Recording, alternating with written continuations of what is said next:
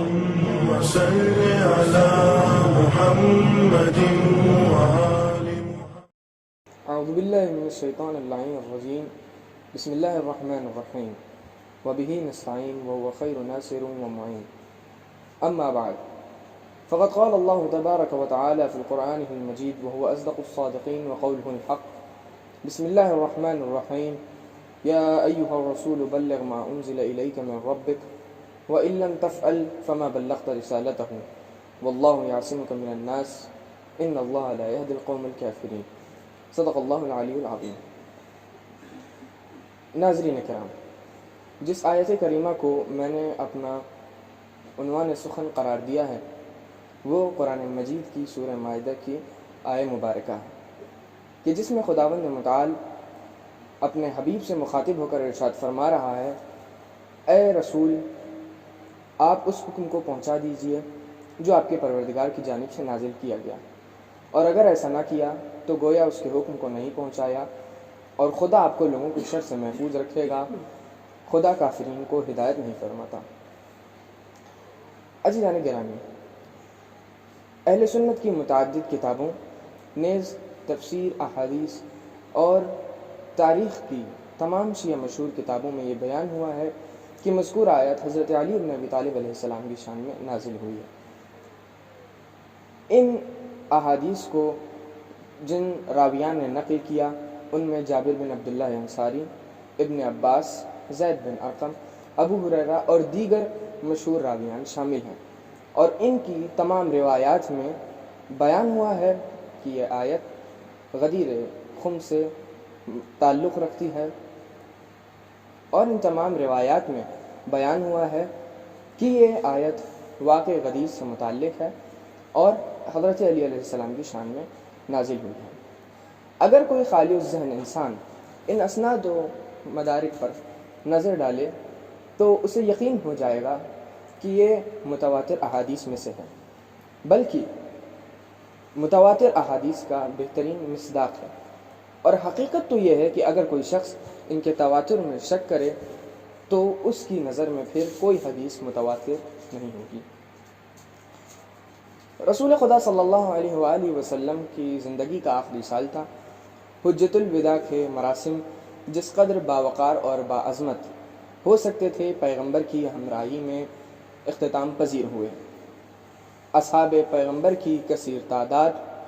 حضور اکرم صلی اللہ علیہ وآلہ وسلم کے ساتھ اعمال حج انجام دینے کی سعادت پر بہت زیادہ خوش نظر آ رہے تھے۔ ان کے دل روحانیت سے سرشار تھے اور ان کی روحیں اس عظیم عبادت کی معنوی لذت کا ذائقہ محسوس کر رہی تھی، اور اس سفر میں نہ صرف مدینے کے لوگ تھے بلکہ جزیرہ نمائے عرب کے مختلف حصوں کے دیگر مسلمان بھی اس تاریخی اعزاز و افتخار حاصل کرنے کے لیے پیغمبر کے ساتھ تھے۔ سرزمین حجاز کا سورج در و دیوار اور پہاڑوں پر آگ برس رہا تھا، لیکن اس سفر کی بے نظیر حلاوت نے ان تمام تکلیفوں کو آسان بنا رکھا تھا۔ زوال کا وقت نزدیک تھا۔ آہستہ آہستہ جحفہ کی سرزمین اور اس کے بعد خشک اور بیابان غدیر خم کا میدان نظر آنے لگا۔ ہجرت کا 10واں سال تھا۔ عید قربان کو گزرے 8 دن ہوئے تھے۔ جمعرات کا دن تھا کہ اچانک پیغمبر اکرم صلی اللہ علیہ وآلہ وسلم نے قافلے کو ٹھہرنے کا حکم دیا۔ مسلمانوں نے بلند آواز کے ساتھ آگے چلے جانے والوں کو پیچھے بلایا اور اتنی دیر تک انتظار کیا کہ پیچھے آنے والے لوگ بھی پہنچ گئے۔ آفتاب خط نصف نہار سے گزر چکا تھا تو حضور صلی اللہ علیہ وآلہ وسلم کے مؤذن نے اللہ اکبر کی صدا دے کر مسلمانوں کو نماز ظہر کی دعوت دی۔ مسلمان نماز کے لیے جلدی جلدی تیار ہوئے، اور ان میں سے بعض نے اپنی ابا کا کچھ حصہ پاؤں کے نیچے رکھا اور باقی سر پر رکھا، اس لیے کہ اس بیابان کی گرم ریت نے اور سورج کی شعاعیں ان کو نقصان پہنچا رہی تھیں۔ اس کے بعد حضور اکرم صلی اللہ علیہ وآلہ وسلم نے لوگوں سے مخاطب ہو کر فرمایا، اے لوگو، بتاؤ وہ کون ہے جو تمام لوگوں کی نسبت مومنین پر ان سے زیادہ اولویت رکھتا ہے؟ تو لوگوں نے بیک آواز جواب دیا اور فرمایا کہ اللہ اور اس کے رسول بہتر جانتے ہیں۔ اس کے بعد حضور اکرم صلی اللہ علیہ وآلہ وسلم فرماتے ہیں، کہ خدا میرا مولا و رہبر ہے اور میں مومنین کا مولا و رہبر ہوں، اور میں ان کی نسبت خود ان سے زیادہ حق رکھتا ہوں، یعنی کہ میرے ارادے ان کے ارادے پر مقدم ہیں۔ اور اس کے بعد حضور اکرم صلی اللہ علیہ وآلہ وسلم ارشاد فرماتے ہیں فمن کنت مولا ہوں فعلی مولا، کہ جس جس کا میں مولا ہوں علی اس کے مولا و رہبر ہے۔ اور اس کے بعد آسمان کی طرف اپنے ہاتھوں کو بلند کر کر فرماتے ہیں اللہم والی من والا وعادی من عادا واحب من احبہ وابغض من ابغضہ وانصر من نصر واخذل من خذل، یعنی بار الہا جو اسے دوست رکھے تو اسے دوست رکھ، جو اس سے دشمنی کرے تو اس سے دشمنی رکھ، جو اس سے محبت کرے تو اس سے محبت کر، جو اس سے عداوت رکھے تو اس سے عداوت کر، جو اس کی مدد کرے تو اس کی مدد کر، اور جو اس کی مدد سے کنارہ کشی کرے تو اسے اپنی مدد سے محروم رکھ، اور حق کو ادھر موڑ دے جدھر وہ رخ کرے۔ اور اس کے بعد فرمایا کہ اے لوگوں آگاہ ہو جاؤ کہ تم اس بات کو ان لوگوں تک پہنچا دو جو اس وقت یہاں پر موجود نہیں ہیں۔ پیغمبر اکرم صلی اللہ علیہ وآلہ وسلم کا خطبہ تمام ہوا۔ رسول خدا صلی اللہ علیہ وآلہ وسلم اور ولی خدا دونوں پسینے میں شرابور تھے۔ وہاں موجود لوگوں کے بھی سر سے پاؤں تک پسینہ بہہ رہا تھا۔ ابھی ان کی صفیں ایک دوسرے سے جدا نہیں ہوئی تھیں کہ جبرائیل امی وحی لے کر نازل ہوتے ہیں اور تکمیل دین کی کچھ یوں بشارت دیتے ہیں کہ الیوم اکملت لکم دینکم واتممت علیکم نعمتی، کہ آج کے دن ہم نے تمہارے لیے دین اور آئین کو مکمل کر دیا اور تم پر اپنی نعمتوں کو تمام کر دیا۔ اتمام نعمت کا پیغام سن کر حضور اکرم صلی اللہ علیہ وآلہ وسلم نے فرمایا کہ ہر طرح کی بزرگی اور بڑائی اس رب کے لیے ہے کہ جس نے آج کے دن دین کو مکمل کیا اور اپنی نعمتوں کو ہم پر تمام کیا، اور میری رسالت کو اور میرے بعد علی کی ولایت پر خوش ہوا۔ حضور اکرم صلی اللہ علیہ وآلہ وسلم نے جیسے ہی حضرت علی علیہ السلام کی ولایت کا اعلان کیا، لوگوں میں مبارکباد کا شور اٹھا۔ لوگ حضرت علی علیہ السلام کو ان کی جانشینی پر تبریک اور تہنیت پیش کرنے لگے۔ ان لوگوں میں کچھ مشہور شخصیتوں میں سے حضرت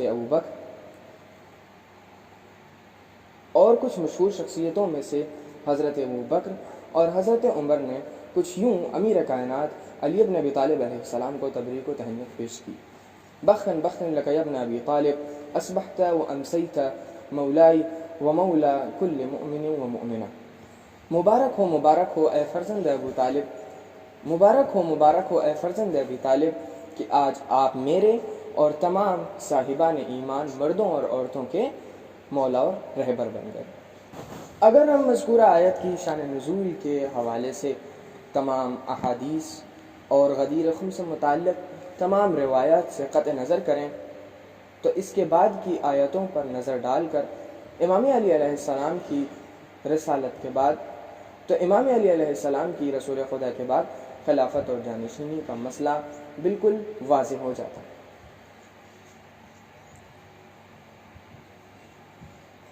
کیونکہ مذکورہ آیت میں بیان ہونے والے مختلف الفاظ اس بات کی طرف اشارہ کرتے ہیں کہ اس مسئلے میں 3 اہم نکات ہیں۔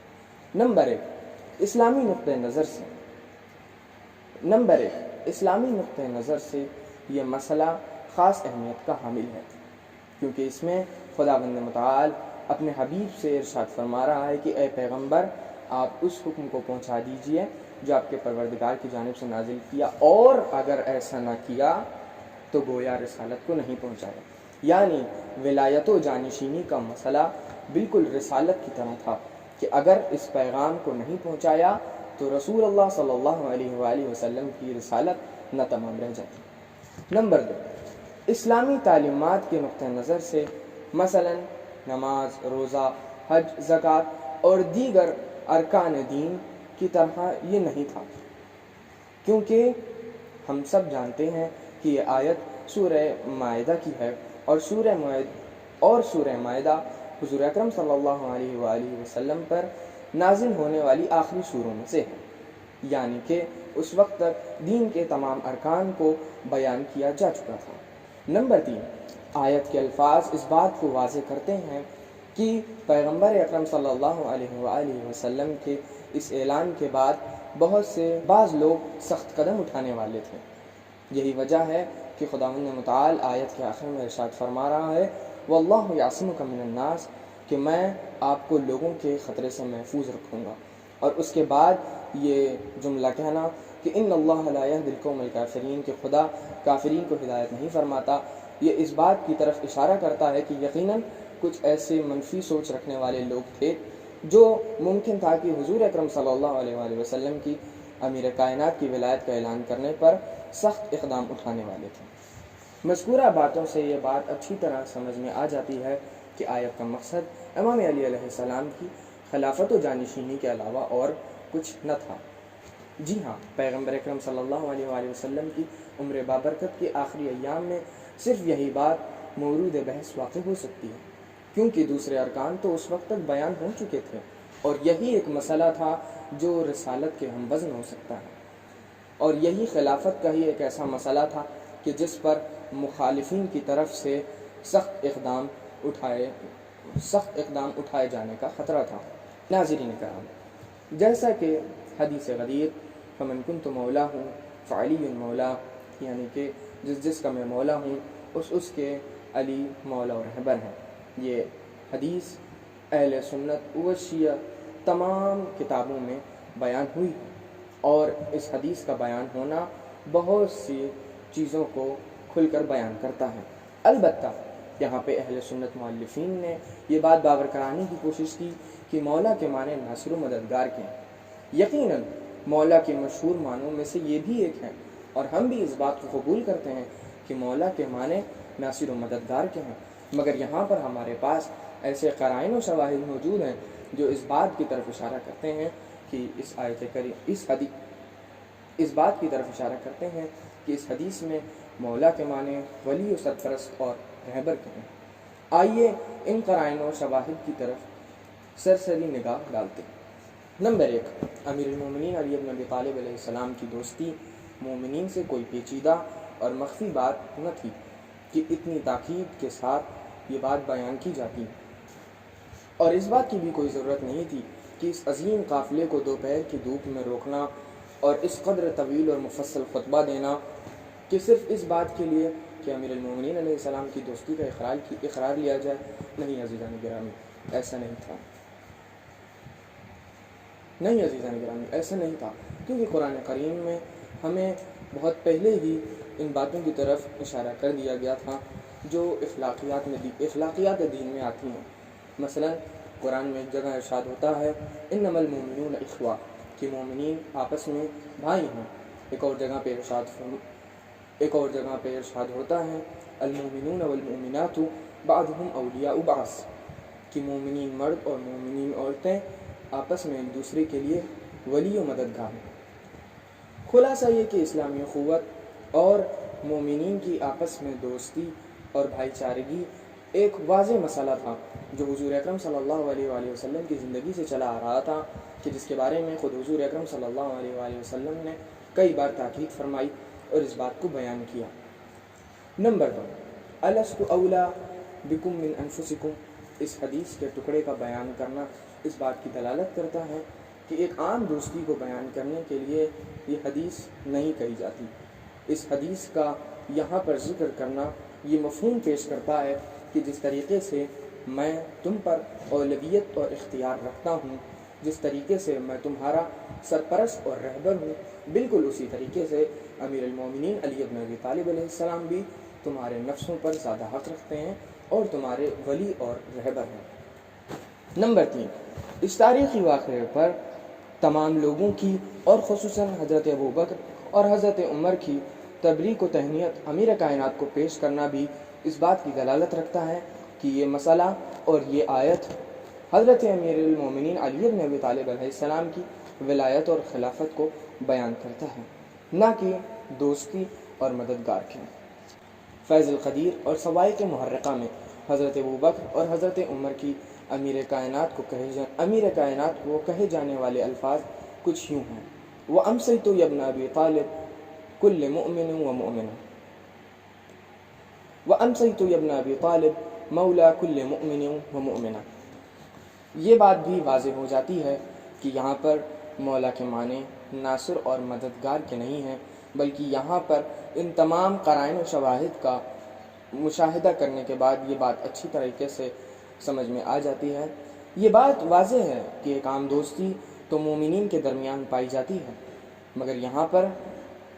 نبی کریم صلی اللہ علیہ وآلہ وسلم کی اس حدیث میں مولا کے معنی قطعاً دوست اور مددگار کے نہیں ہیں، بلکہ یہاں پر مولا کے معنی صرف اور صرف حاکم اور خلیفہ کے۔ ناظرین کرام، یہاں تک ہم نے اس بات کو اچھے سے سمجھ لیا کہ آیت کا مقصد امیر کائنات کی خلافت اور جانشینی کا ہی تھا، اور رسول کی کہی جانے والی حدیث میں مولا کے معنی ناصر و مددگار کے نہیں بلکہ خلیفہ اور جانشین کے ہیں۔ آئیے ایک چھوٹی سی روایت اور آپ کی ذہنت کو تمام۔ عزیزان گرامی، بہت سے مفسرین سورہ معارج کی ابتدائی آیت کہ جو کہ ہے بسم اللہ الرحمن الرحیم سأل سائل بعذاب واقع للکافرین لیس له دافع من اللہ ذی المعارج، ان آیات کی تفسیر کچھ یوں بیان کرتے ہیں کہ جب حضور اکرم صلی اللہ علیہ وآلہ وسلم روز غدیر امیر کائنات علی بن ابی طالب علیہ السلام کی جانشینی اور خلافت کا فیصلہ سناتے ہیں تو نعمان بن حارث جو کہ منافقین میں سے تھا حضور کے پاس آتا ہے اور کہتا ہے خدا کی وحدانیت اور اپنی رسالت کی گواہی طلب کی تو ہم نے دی۔ اب امیر کائنات کی جب ولایت کا مسئلہ آیا تو یہ بتائیے کہ کیا یہ واقعی آپ نے خدا کی جانب سے یہ پیغام ہمیں سنایا ہے یا اپنی طرف سے بیان کر رہے ہیں؟ مفسرین ان آیات کی تفسیر کچھ یوں بیان کرتے ہیں کہ جب روز غدیر حضور اکرم صلی اللہ علیہ وآلہ وسلم نے امیر المومنین علی بن ابی طالب علیہ السلام کی خلافت و جانشینی کا فیصلہ جب سنایا تو نعمان بن حارث جو منافقین میں سے تھا رسول خدا کے پاس آتا ہے اور کہتا ہے اے رسول، آپ نے ہم سے خدا کی وحدانیت اور اپنی رسالت کی گواہی طلب کی، آپ اس بات پر بھی راضی نہیں ہوئے کہ اب علی بن ابی طالب علیہ السلام کی ولایت کی گواہی لے رہے ہیں؟ کیا واقعاً آپ یہ پیغام خدا کی جانب سے ہم تک پہنچا رہے ہیں یا اپنی طرف سے بتا رہے ہیں؟ تو حضور اکرم صلی اللہ علیہ وآلہ وسلم فرماتے ہیں اس خدا کی قسم کہ جس کے سوا اور کوئی خدا نہیں، میں نے یہ پیغام خدا کی جانب سے سنایا ہے اور اپنی طرف سے بالکل بھی نہیں۔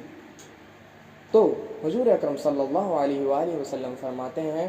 کہ قسم خدا کی کہ جس کے سوا کوئی خدا نہیں، یہ حکم اور پیغام اسی کی جانب سے آیا ہے اور مجھے تم تک پہنچانے کا کہا گیا ہے۔ نعمان بن حارث اپنا منہ پھیر لیتا ہے اور یہ کہتا ہوا وہاں سے چلا جاتا ہے کہ اے خدا، اگر واقعی اس بات میں سچائی ہے تو مجھ پر عذاب نازل کر۔ اس کا یہ کہنا تھا کہ آسمان سے ایک پتھر آتا ہے جو اس کے سر پر لگتا ہے اور وہ وہیں ہلاک ہو جاتا ہے۔ عزیزان گرامی، میری اس بحث کا خلاصہ یہ ہے کہ جو آیے بلغ نازل ہوئی، اس آیت کا مقصد صرف اور صرف امیر کائنات حضرت علی بن ابی طالب علیہ السلام کی خلافت اور جانشینی کا تھا، اور حضور اکرم صلی اللہ علیہ وآلہ وسلم نے جو روز غدیر حدیث ارشاد فرمائی کہ من کنت مولاہ فہذا علی مولا، کہ جس کا میں مولا ہوں اس کے علی مولا ہیں۔ یہاں پر لفظ مولا سے مراد رہبر، ولی اور خلیفہ اور جانشین کے ہیں، نہ کہ دوست کے اور مددگار کے۔ اور اسی کے ذیل میں جو میں نے سورہ معارج کی ابتدائی آیات کی تفسیر آپ کی گوش گزار کی، یہ آیت بھی اس بات کی طرف مکمل طور پر اشارہ کرتی ہے کہ اس منافق کا پلٹ جانا یہ اس بات کی دلالت تھا کہ یہاں پر امیر المومنین علیہ السلام کی دوستی اور ناصر و مددگار ہونے کی گواہی نہ تھی، بلکہ ان کے ولی، خلیفہ اور جانشین ہونے کی گواہی تھی۔ آخر میں آپ سبھی حضرات شیعیان اہل بیت اور محبان محمد و آل محمد کو 18 ذی الحجہ یوم عید الغدیر کی مناسبت سے دل کی عطا گہرائیوں سے مبارکباد پیش کرتا ہوں، اور خصوصاً اپنے وقت کے امام زمانہ عجل اللہ تعالی فرجہ شریف کے حضور تہنیت و تبریک پیش کرتا ہوں۔ والسلام علیکم ورحمۃ اللہ وبرکاتہ۔